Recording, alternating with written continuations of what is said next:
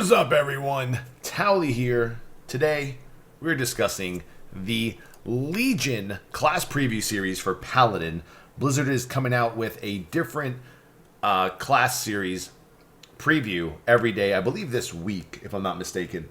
And right now, we're going to go with the Pally. We usually only talk about prop, but today we're going to go wholly prop ret, just so we can get them all down. Basically, going to read all the changes, the thought process behind Blizzard and these changes. Once again, this is all open information. You can find this on the Battle.net website under the World of Warcraft section pretty easily. A Legion thoughts video will come eventually, probably sometime this week. It will be like a video log-ish kind of video where I can just go crazy and tell you what I'm excited about, what I'm not excited about, stuff like that. Transmog. Okay, so let's get right to it. Paladin. Now, I am going to main a Demon Hunter, but after looking at this prot stuff coming up, you guys, I don't know, I might change my mind. So here we go. Let's go straight into Holy. So, here's what they're going to do. Gameplay. I'll read from here down because there's too much like RP stuff. We love the unique identity of the Paladin healer and are modifying the gameplay to better support it. Single target healing from Beacon of Light remains their marquee ability, but other abilities and talents have been adjusted to encourage Holy Paladins to be near the people they want to heal. Be very aware of what I'm saying right now, including melee characters when necessary. This is incentivized, these hard words I'm telling you, by Lightbringer, a new mastery which increases healing on allies near you. This is further reinforced by the addition of a row of aura talents that provide a variety of localized beneficial effects and refinement to some spells, such as Light of Dawn, returning to being a cone. Alright, so talents will also provide players with options to incorporate offensive capabilities while healing. When allies are in need, Light of the Martyr allows the Holy Paladin to rapidly heal them by sacrificing personal health. Finally, we're addressing gameplay restrictions caused by Holy Power, in which players often feel forced to use abilities in specific orders or ratios, by removing it in favor of making mana the primary resource. So folks, Holy Power, gone for Holy. Doesn't make sense, but sure. I believe it is. I think if I'm reading that right. So to give you an idea of the Holy Paladin in action, here's a basic look at their core combat abilities. We have Holy Light, which is a slow but efficient spell, healing a friendly target for a moderate amount. Flash of Light, which is a quick but expensive spell, healing a friendly target for a moderate amount. What do they mean by that? Like minor, moderate, huge? I guess that's just like 1, 2, 3, or like, small, medium, large. Now here's Light of the Martyr, which sacrifices a moderate amount of your own health to instantly heal an ally for a moderate amount. Cannot be cast on yourself, because why would you want to sacrifice yourself and then heal yourself, but at the same time take away your own HP, but heal it, whatever. Light of Dawn. Now that, I think Light of the Martyr might be new. I'm pretty sure. I'm not too sure on Holy, because I don't play the spec, but I think that might be a new thing. Light of Dawn. Unleash a wave of healing energy before you, healing up to 5 injured allies within a 15-yard frontal cone for a moderate amount. I believe this was used in Cataclysm. Correct me if I'm wrong in the comments later. But I think that was like that crazy heal where it was like a really retarded flash, and it was just like, and you were like blind from looking at it. Holy Shock. Instantly trigger a burst of light on a target, dealing moderate holy damage to an enemy or moderate healing to an ally. Holy Shock has double the normal critical strike chance. Infusion of Light is a passive. Your Holy Shock criticals reduce the cast time of your next Holy Light by 1.5 seconds, or increase the healing of your next Flash of Light by 50%. Beacon of Light. Oh, good old Beacon. Good old Beacon. Place a Beacon of Light on a friendly target, 60-yard range, 0.5% mana usage, obviously great. Your heals on other party or raid members will also heal the Beacon of Light target for up to 50% of the amount healed. Your Flash of Light and Holy Light on the Beacon of Light target will also refund 40% of their mana cost. Now here's where shit gets real for you Holy Paladins. Mastery is Lightbringer. Proximity to your target causes your spells to heal for up to 30% more. Now, with Mastery from typical gear, Additionally, to provide a glimpse of how some talents may build upon this, here's one example of a holy specific talent. Now I'm going to talk about synergy right here. Beacon of the Lightbringer. This is a whole new talent that's a passive for a holy. This is not set in stone. Once again, this is like a preview video number 1 of Paladins. I'll call it number 1 in my title. Passive. The maximum bonus from Mastery Lightbringer is increased by 24%. And it now increases your healing based on the target's proximity to either you or your beacon of light, whichever is closer. So my initial thoughts, not even ever playing holy, ever. I think I tried it once or twice for shits and giggles, but it seems like holy paladins are going to be right up in there, like in the melee. They're going to be like all up in your shit. They're going to be, hell, you could probably put them right next to the tank if the boss doesn't cleave, right? You probably could. And he could probably heal the tanks and the melee for an absurd amount. And in case you want to heal people who are further away from you, you have this passive, which is Beacon of the Lightbringer. So as long as, your target has a beacon, what was it? Heals based on the target's proximity to either you or your beacon of light, whichever is closer. So I guess the bigger questions here, you guys can discuss it in the comments because I don't want to get too much into holy because I don't know shit and I don't want to sound completely ignorant. You guys can talk about, in the comments about how this is going to affect PvP, like when a warrior leaps away from you to charge like a mage and he goes around the corner or something like that. Like, how is that going to affect this? Will the passive be kind of like the stronghold for holy paladins in PvP in case your members get away from you? I don't know. But that's holy. And now protection, baby. So this is pretty interesting stuff that they've done with Prot. Get ready, folks. This is going to be a crazy, insane change. The Protection Paladin arsenal is already closely aligned with its theme. The primary change is the removal of Holy Power. Gone. I kind of liked Holy Power. I thought having those resources at hand and having buttons to execute based on Holy Power was really cool. At the same time, I don't think there was a difficulty managing Holy Power for Prot. I do like kind of like just the using your resources and mana style from way back in the day. I wouldn't have changed it from, post Wrath, or excuse me, post Burning Crusade. I forgot if Wrath had Holy Power. I'm not sure. Anyway, which didn't have a lot of depth and mostly amounted to limiting use of only a couple of abilities. Instead, these abilities now have cooldowns to allow for better interaction with other abilities. We're also addressing an awkward control issue with Crusader Strike and Hammer of the Righteous. To improve control and depth, instead of 2 functionally identical apart from AoE abilities, we've switched to one that conditionally triggers the AoE while standing in consecration. So what's going on here is there is no more Crusader Strike for Prot. Crusader Strike is built into now Hammer of the Righteous. We'll talk about that in a bit. Judgment is a good example of an ability that is staying simple, baseline, so as to provide a strong platform for talents and other effects to build upon. For defensive buttons, we've replaced Word of Glory with a self-focused spell called Light of the Protector, allowing it to be much more interesting and impactful. So here's Blizzard giving us an idea of the Protection Paladin in action. Here's a look at their core combat abilities. Let's go, bitches. Defensive. Shield of the Righteous now is a melee range, obviously. Instant 12-second recharge. 3 charges. So when you start an encounter, you have 3 charges of Shield of the Righteous, and after you use 1 charge, it takes 12 seconds for it to recharge.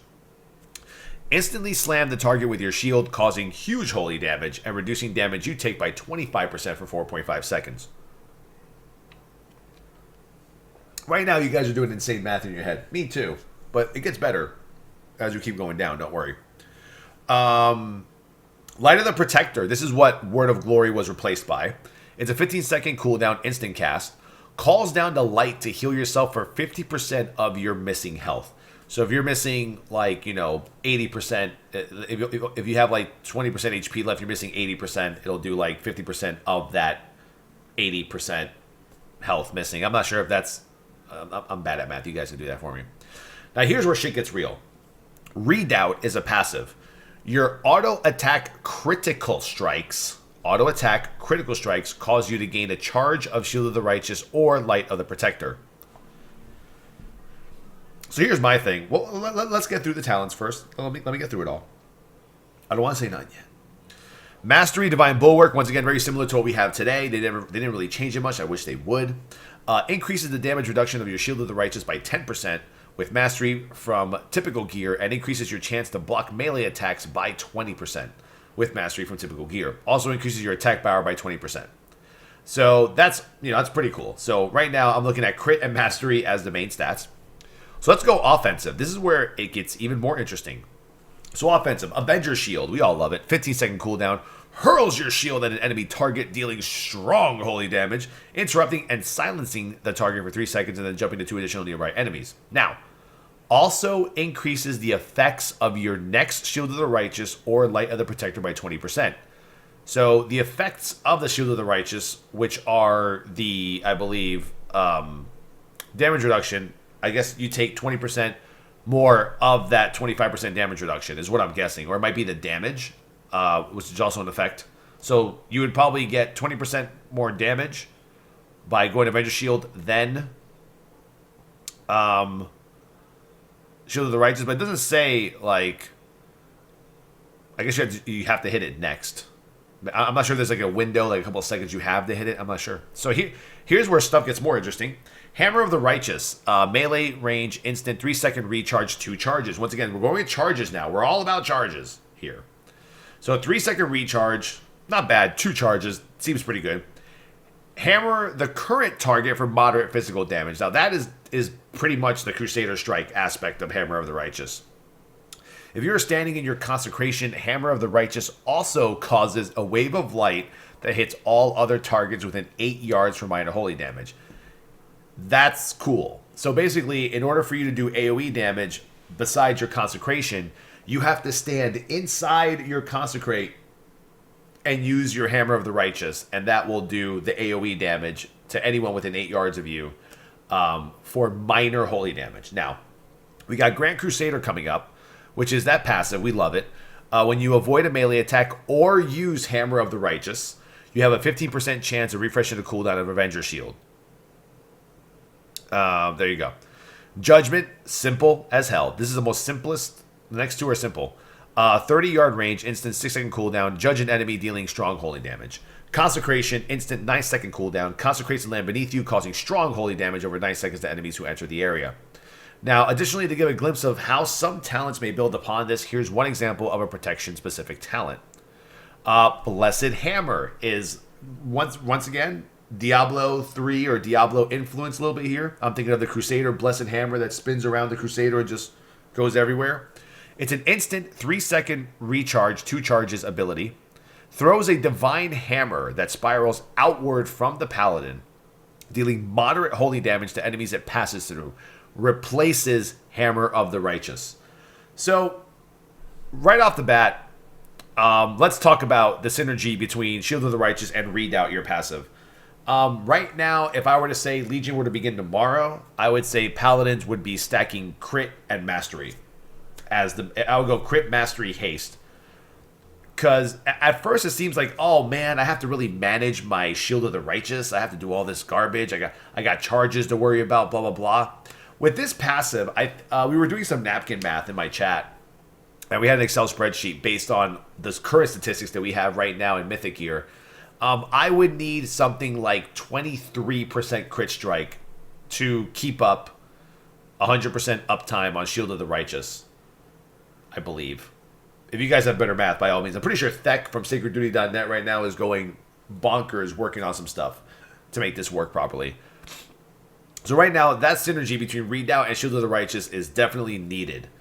Because, your auto-attack critical strikes, you gain a charge of Shield of the Righteous. And I think that's what Blizzard wants. I think Blizzard wants you to have that uptime almost at 100%. Unless it's not intended, then they're doing it wrong. Because all you gotta do is just stack crit, and you're good to go. Unless Tank Gear doesn't have crit, then we're screwed. And then whatever crit we have, we gotta make use of it and use it properly. Because it does seem like they're, checkers, boys. They say not the chess, but checkers instead in this expansion, where they're trying to make everything a little bit more easier for you to manage. So right off the bat, Shield of the Righteous, I love the changes. I like the charges. I think it's going to be easy to follow besides Holy Power. We only have 2 abilities that require charges, and that's just Shield of the Righteous and Hammer of the Righteous / Blessed Hammer. So that's pretty good. So I do like the Critical Strike, letting us gain a charge of Shield of the Righteous. Or I do like Light of the Protector. It's on a 50-second cooldown. Seems like a really good, holy shit heal, in my opinion. Especially if you have a really hard-hitting boss. And if you already have Shield of the Righteous up and you have nothing else to hit, Light of the Protector could heal you, right, to get 50% of your missing health.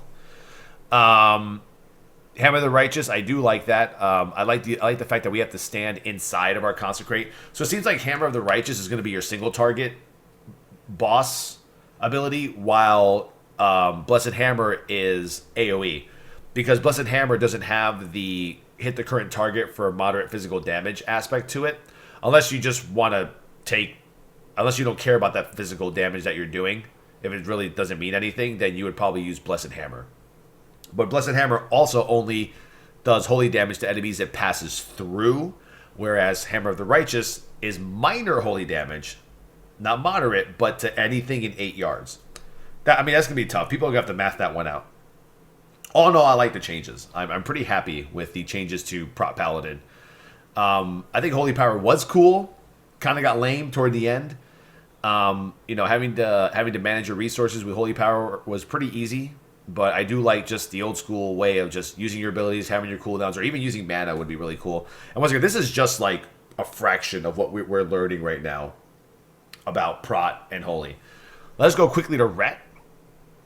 We're making several tweaks to Retribution to amplify their character. In particular, we're refocusing most of their core abilities on short-range combat. So many of the Retribution Paladin's abilities were range spells that they started to feel more like a caster than a melee crusader.